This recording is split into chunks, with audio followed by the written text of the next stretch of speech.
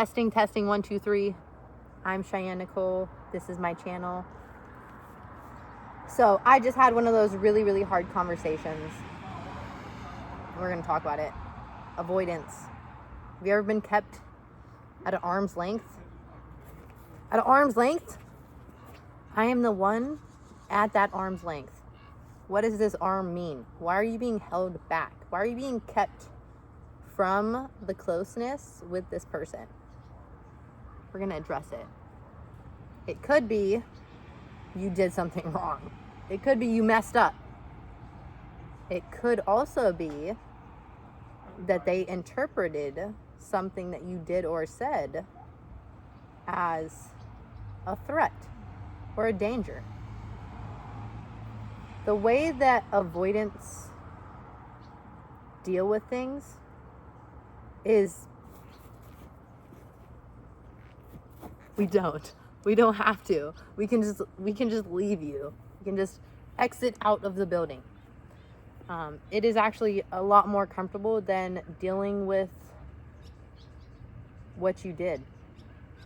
You could have done something, you could have not done something, we could have misinterpreted something, but instead of meeting with that, it's a lot easier to just ignore you, to not listen to what you have to say, to write you off, to never speak to you again, to act like we do not see you.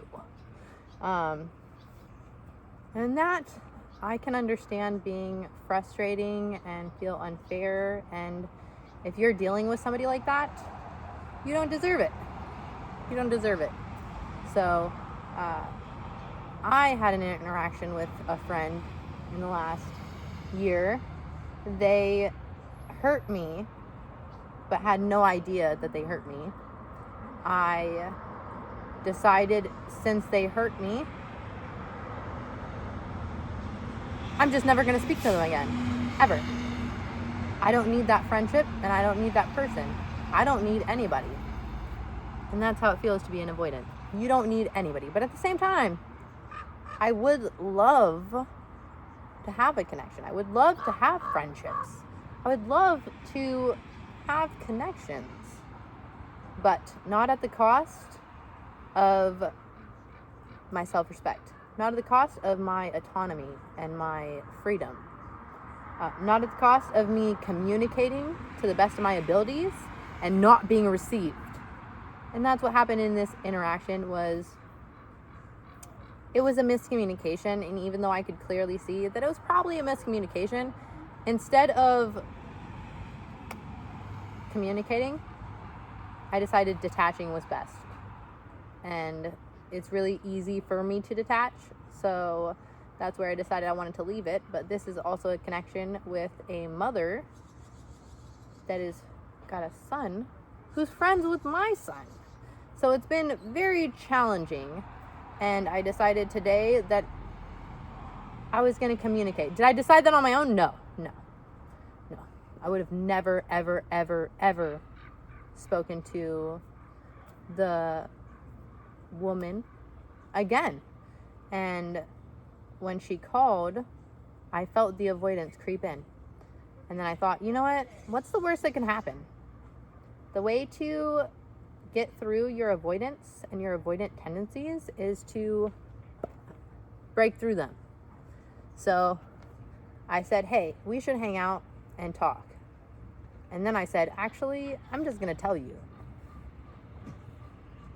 I reached out to you and communicated a need, and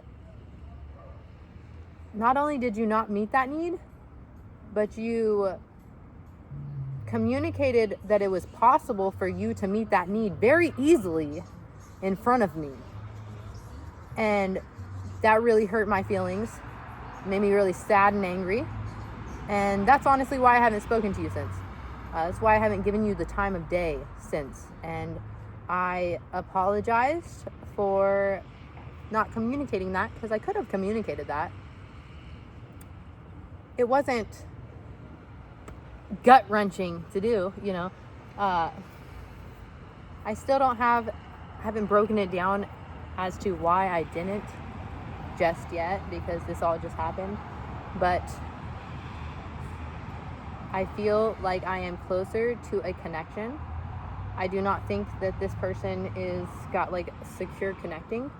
I think that they are one of the two. I have to really deep dive because I do my best to not diagnose other people, but I am paying attention to myself in relations to other people. So all of my other relationships, I am recognizing, okay, this person I feel more anxious around. This person I feel more avoidant around. This person I feel safe and good around. I feel like I can actually breathe.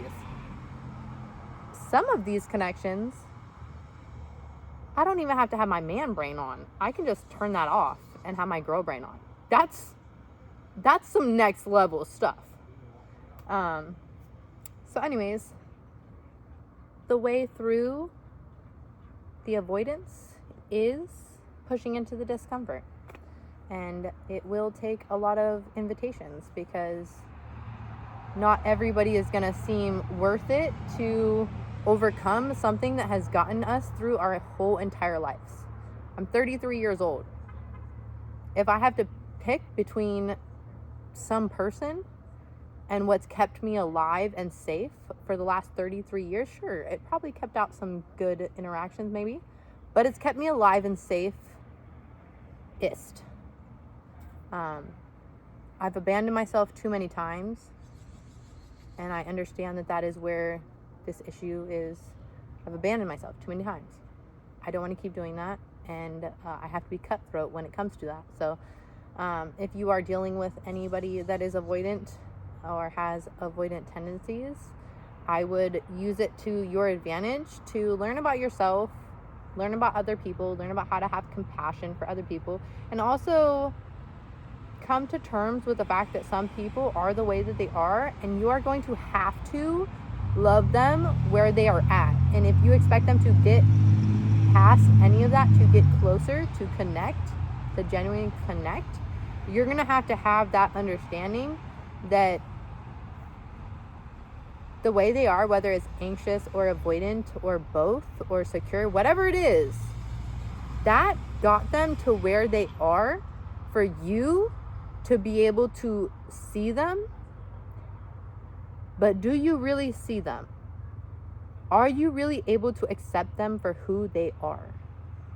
And I think that's really, no matter what your attachment is, I think that's what we really all want, is to be able to connect with people to where we can be ourselves.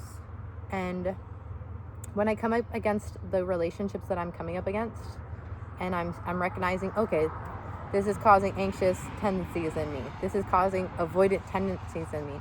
Instead of judging the other people, I'm doing my best to go, hey, well, let's look at the facts. Let's learn more about ourselves. Are we learning more about ourselves from this relationship? Or are we being taken away from ourselves in this relationship? And that really is what it comes down to for me in relationships at this point. So, we said a lot of things. I don't even know what the title is going to be, but I just want to talk about this and also get my watch hours. So if you got this far, leave a heart, say something, share one of your experiences, and I will see you on the next video. I love you. Bye.